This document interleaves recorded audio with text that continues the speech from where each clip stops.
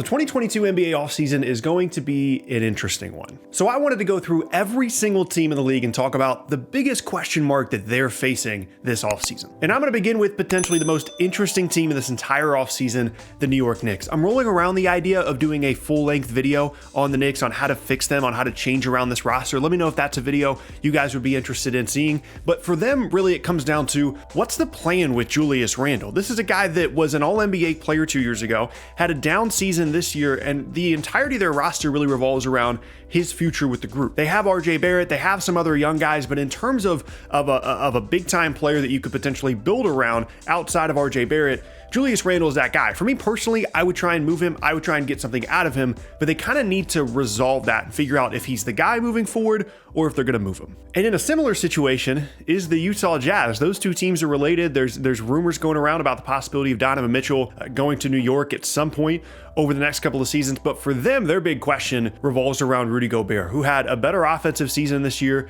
has once again been the focal point of their defense. But it might just be time to split this group up. It might just be at the point where they need to do something different. This has been multiple years now of them not having the kind of success in the postseason that they wanted to have. And if you're going to point to a single piece on this roster, a significant piece that they would probably shake it up and move, it would be Gobert. There are a handful of other teams, we're going to talk about them later, that I think would be interested in trading for him despite the big contract. That's the biggest question for them for sure. Next up is the Chicago Bulls, and it's very simple. Zach LaVine is a free agent this offseason. I wouldn't anticipate him leaving. I certainly wouldn't anticipate him leaving in exchange for absolutely nothing. If he did decide to leave, the free agency destinations are pretty limited, so they'd probably get something back in a sign and trade. I would anticipate him returning, but that's definitely the biggest thing looming over their offseason. Next up for the Clippers, it's pretty simple. They're locked up into a ton of money next year. Their biggest free agent is Robert Covington, and they just need to decide if they want to continue to invest in a group that seems to always be hurt, at least Paul George and Kawhi Leonard, and they haven't really gotten anything out of the postseason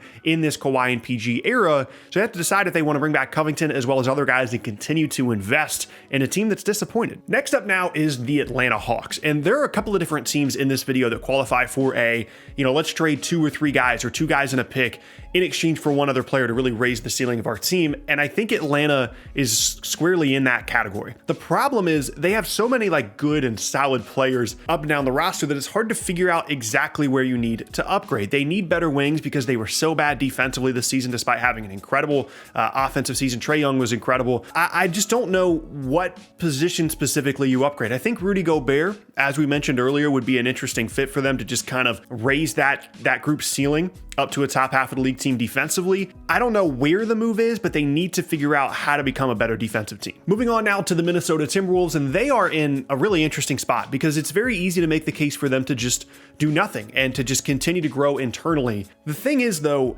when you have someone like Anthony Edwards that's this young, that isn't on a new contract yet, and you're invested already in Karl Anthony Towns and D'Angelo Russell, you have a real window to do something here over the next couple of seasons. For them, they need another wing. They need someone at the 4 spot. As much as I love Jared Vanderbilt, they can maybe space a little bit more, as maybe a little bit more of an offensive threat. They could be another 2+ a pick package trade type of team. Next up is the Indiana Pacers, and for them, as well as a couple of other teams on this list, it's about who to take at the top of the NBA draft. The fit that I love for them is Jabari Smith, because they have guards, they have some wings, they have guys that can score. Really, the hole on this roster that's been there for forever has been a true 4. They tried to do the Domantas Sabonis, Miles Turner thing together. With Sabonis now gone, with Tyrese Halliburton in his place, Jabari Smith at the 4 alongside Miles Turner is such an interesting and an intriguing front court combination, especially defensively. Both those guys can switch, they can protect the rim, they can move their feet and stay in front of guys. And then offensively, Jabari Smith is going to be a really great floor spacer. Miles Turner has that ability as well. That seems like a really great fit for them. We had to get to them at some point. The LA Lakers, it's very clear for them what the biggest question is. They got to figure out what they're doing with Russell Westbrook. They got to figure out if it's viable for them to make some kind of trade. In my opinion, unless they're willing to give up 1 or 2 future first-round picks all the way down into 2027 and 2029, I think it's going to be difficult to move him. They might be looking at a buyout situation. I think it's very unlikely that he's on this roster to begin next season, but how exactly they go about doing that is the biggest question for them. Next up is the Charlotte Hornets, a team that has already decided to make a change at the head coaching position, and it's very obvious for them. They need to find a true center on this roster. They haven't had a good 5-man since Dwight Howard had one really good year with them 4 years ago. Plumlee was fine this past season. He's serviceable, but he's a backup big at this point in his career. They need need to find a solution there. They could potentially be another Rudy Gobert team, maybe a DeAndre Ayton team, as we'll talk about later on in the video, but that is definitely their biggest weakness right now. We move on now to the Oklahoma City Thunder, and this is kind of a two-pronged one. One, they have to figure out what they're going to do with all these picks. They've got 3 picks in this draft. They've got potentially 4 picks in next year's draft. 7 picks, first-round picks, I should say, between 2 seasons is unbelievable. But then they have to figure out what they want to do at the top of this class. I really like the fit of Chet Holmgren on this Oklahoma City Thunder team. They've already got Giddey, they've got SGA, and that really allows Chet to just kind of grow into whatever he ultimately will become at the NBA level without being forced to be a primary offensive guy. They can allow him to play in the pick and roll. They can allow him to grow defensively, get stronger. They don't have to throw him out there immediately. The expectations are not there that he's going to be a crazy high ceiling raiser. I really like his fit there, but that's their biggest question. Certainly comes in the draft. And now the Orlando Magic. I can't believe I'm saying this, but their biggest decision is what to do with Mo Bamba. He's extension eligible. He needs a new contract, and him and Wendell Carter Jr. did some interesting things at points this season. And in the second half of the season, Mo Bamba looked really good. He had a solid year, granted on a Magic team that wasn't very good, and he got more minutes than he typically would have in the past, but he might be an asset for them. He might be someone that actually matters to their future, and maybe that's their front court moving forward, is him and Wendell Carter Jr. You've also got to figure out what's happening with Jonathan Isaac as he returns from injury. Their roster is all over the place, but they do have to make a decision on Bamba. Next up is the Memphis Grizzlies, a team that, similar to Atlanta, probably has some kind of package trade coming here. I don't know, I think something like, again, Bradley Beal feels unrealistic. Some kind of like star move like that feels unrealistic, just given the market there. I don't think that, even with the success that the Grizzlies had this year, I don't think there's any stars that are necessarily going to be sprinting to go and get themselves to Memphis. But if you can move a couple of these young pieces, they have the deepest roster in the league. They have like 12 or 13 guys that can play real minutes on an NBA team.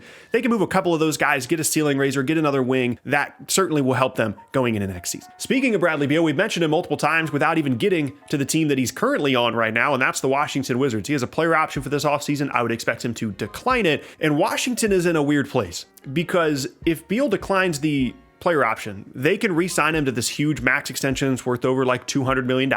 But the better option for them is probably some other team being interested in Bradley Beal and them signing and trading him somewhere else, whether that be Miami, whether that be Atlanta, handful of different options there for Beal. I think that's a better option to get assets out of him, to not pay him this huge contract on a team that's probably not going to be good over the next couple of seasons. All of those are questions they're going to need to answer. The Dallas Mavericks now, another big free agency decision. It's Jalen Brunson. He is an unrestricted free agent, and his free agency is very strange because Dallas, I don't think, can offer him as much as other teams can in free agency, and he has certainly earned himself a significant payday. So we're looking at, again, a similar situation where maybe this is a sign and trade for Dallas. They move Brunson in exchange for maybe a wing, maybe a front court guy that helps them, maybe a 5. There are holes on this Dallas roster. They can have Luka, they can have Dinwiddie as their primary creators, and then Brunson can go and, be a starting level point guard, which is what he is on a different team. Another trade one to consider here is the Detroit Pistons. They've had Jeremy Grant for 2 seasons now, and the rumors are always going to be swirling around him, and they're going to have to decide, do we want to take whatever our top pick is this year, add that to Cade Cunningham, keep Jeremy Grant, and try and be a postseason team next year? Or do we want to take a longer view, get some assets in exchange for Jeremy Grant, and really start looking at, 2, 3, maybe 4 seasons down the road as a potential playoff push? That's their decision. I think there's going to be interest in Jeremy Grant. Teams like Brooklyn that need a wing are going to be looking at moving picks, potentially young players in exchange for him.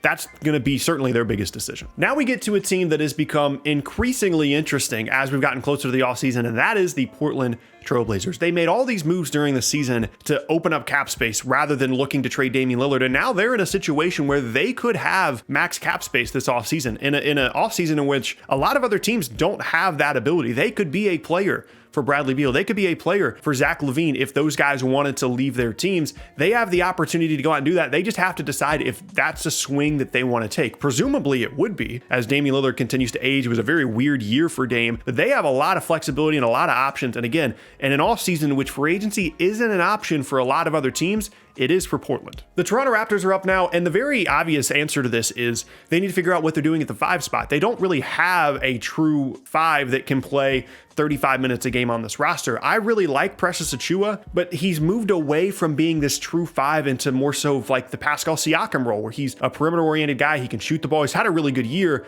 I'd like for him to be the long-term solution at the 5, but I don't know if he can hold up defensively at his size. So that's a question. Do they need to go out and solve that problem, or are they just going to kind of continue to kick that can down the road and figure it out later? And now the San Antonio Spurs. This is the only non-player related one. They're just waiting to see what happens with Greg Popovich. Is he going to come back next year? Because that's, I think, in large part going to determine kind of the path that they take. DeJounte Murray had an awesome season, and if they want to, they have cap space, they have flexibility, they have picks, they can go out and try and make a big swing, try and go get a star to play alongside DeJounte Murray if Pop does return. If he does not, I think we're looking at a little bit more of a longer term outlook here, which I think would be the correct move. But all that really goes back to what happens with Greg Popovich. The Boston Celtics are up now, and something that was kind of a foregone conclusion before suddenly isn't. Al Horford has a huge non-guaranteed contract for next season, like $26.5 million.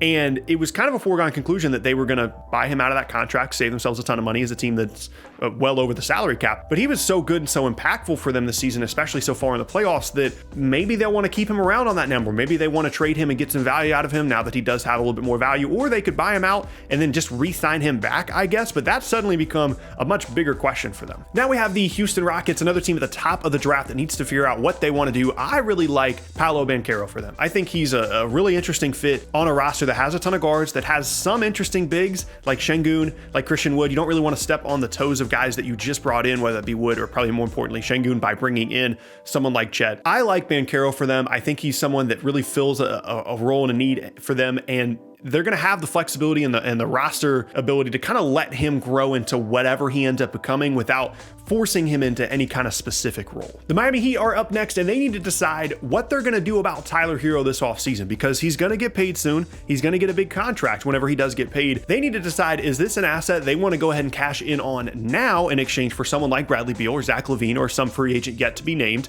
or do they want to keep that youth, keep that asset, sign him to an extension, and hope that he continues to be worth it over the next handful of seasons? It's an idea they've flirted with a bit in the past, and again, something they need to figure out. The Sacramento Kings are up next. It's very simple. How can they make the playoffs? They, more than any other team in the league, need some semblance of respectability across the league. They had a bottom 5 rating, both offensive and defensive rating last year. They made the Domantas Sabonis trade. They got rid of Tyrese Halliburton. They need to figure out a way to make this a playoff level roster for next season.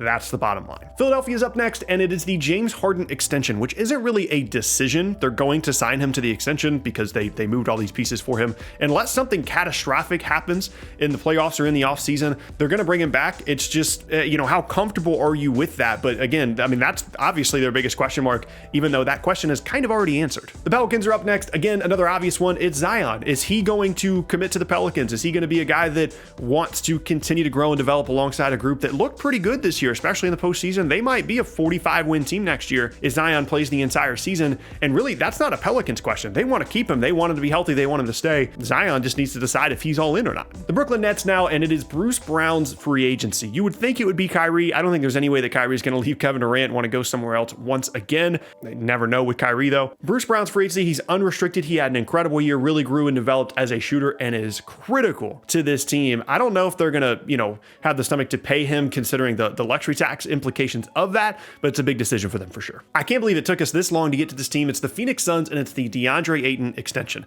I can't imagine they're going to let him go. They have to just sign him to the max and run it back. The only reason I think that might not be the case is because of the ownership situation there and because of the history of the Phoenix Suns when it comes to just trying to save money. Maybe they will sign and trade him to a team that really needs a 5, a team like Atlanta, a team like Charlotte. I think that's at least like a 10% possibility for their offseason. The Milwaukee Bucks are up now. It's Bobby Portis' free agency. He's been one of the biggest bargains in the league this year. I think he's going to want to continue to stay as long as they can pay him something decent. He seems really locked in on being in Milwaukee. Seems like he loves it, but if he wants to make more money, he certainly could go elsewhere. Moving on to the Denver Nuggets now, they mostly just need to get healthy, but the other option would be moving someone like Will Barton in exchange for a better two-way player because they don't really need his offensive creation anymore once Jamal Murray and Michael Porter Jr. come back. That could be an option for them. The Cleveland Cavaliers are up next. We've got the Kevin Love expiring and possible trade. That could be a real asset for them if they want to try and move him along to a different team, get out of some money. I think Kevin Love could still be valuable to a potential team,